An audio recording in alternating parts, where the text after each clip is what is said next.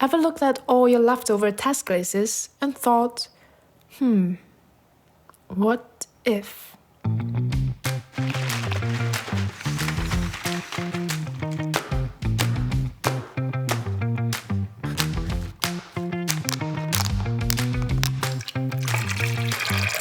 Yes, I did it.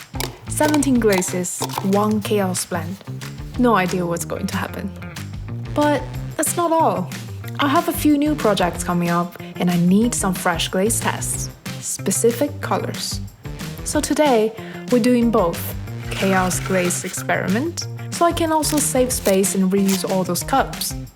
And a step-by-step how to mix your own glaze at home. Exciting! Let's get into it.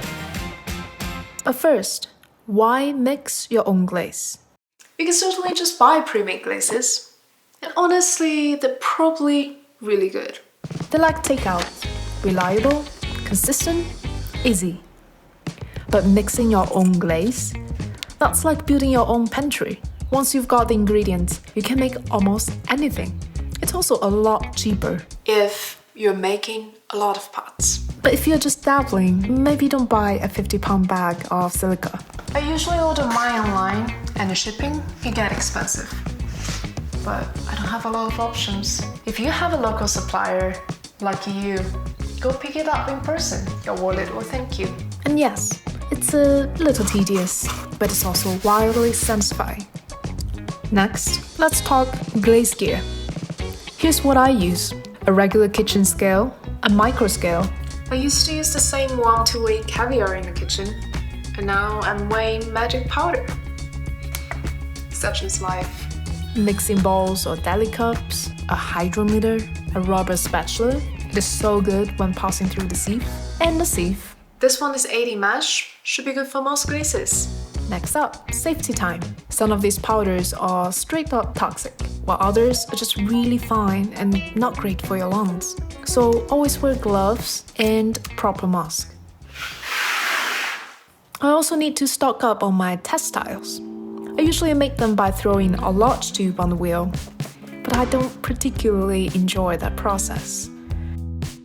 So I tried a shortcut this time. I shaped the clay into a log and formed it on the wheel into a donut. While the rolling actually trapped more air bubbles and it's quite off-center. I ended up spending more time making it this way, so would not recommend. Once the tube is formed properly, I pull up a wall in the middle. It's actually harder than it looks. The tube is very wide, so you have to be extra slow and steady when pulling to make the wall even. I cut into the band to separate the base from the bed. And once the wall firms up a bit, I flipped it to dry the base, and then cut into slices with a Chinese cleaver. She's special. And timing matters, especially when it comes to porcelain. Too dry, it will crack, and too wet, it will flop.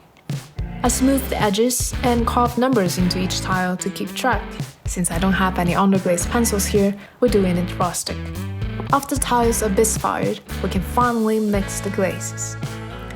I made little recipe cards so it's easier to read. Most glaze recipes have a base that adds up to 100.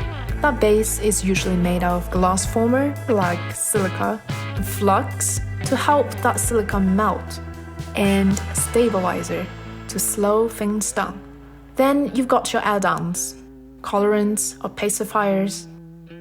I usually double the recipe. It gives me just the right amount to fill my deli cups, and the math is way easier. After I have all my dry ingredients weighed, I usually start with water that's 80 to 100% of your dry material's weight.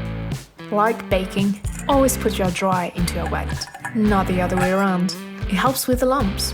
And this amount of water is quite conservative. You do want to start light. It's easier to add more than extract it once things are all mixed up. Next, we sieve.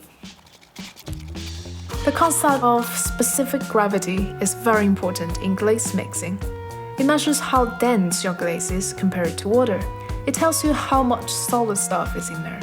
Some potters eyeball the thickness of the glaze, but they are actually looking at the viscosity, how thick it moves, to Two glazes can have the same SG but feel totally different because of the particle behavior.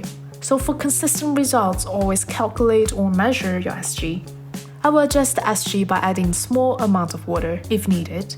Most glazes come with the recommended SG, usually somewhere between 1.4 and 1.5. You can certainly make further adjustments according to your own need. For my tiles, I dip once for a thin base coat, then dip halfway again to show how the glaze behaves in layers. I did the same with the Chaos glaze. I'm half expecting it to come out brown or grey, like when you mix every paint color together and end up with that dirty, muddy color. But with pottery, you will never know. Only one way to find out. Finally, the moment we've all been waiting for.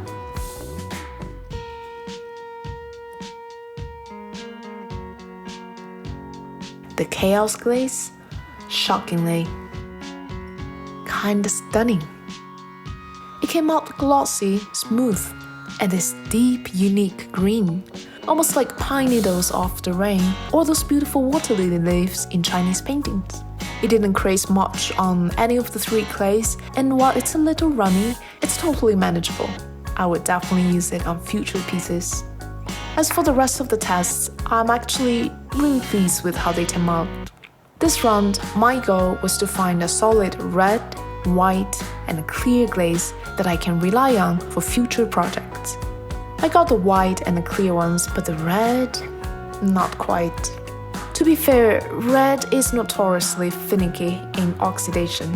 I tested 4 recipes, all with the combination of tin and chrome oxide. Only one came out even remotely red, and honestly, I would call that purple. The base recipe feels solid though, so next step, I might try tweaking it with some stains to push the color in the right direction. If you have a red recipe that actually works in an electric kiln, please share it with me. I'm getting desperate. So the journey shall continue. Glaze testing is a long game, but every batch teaches you something new. Thanks for joining me in the chaos. See you next time.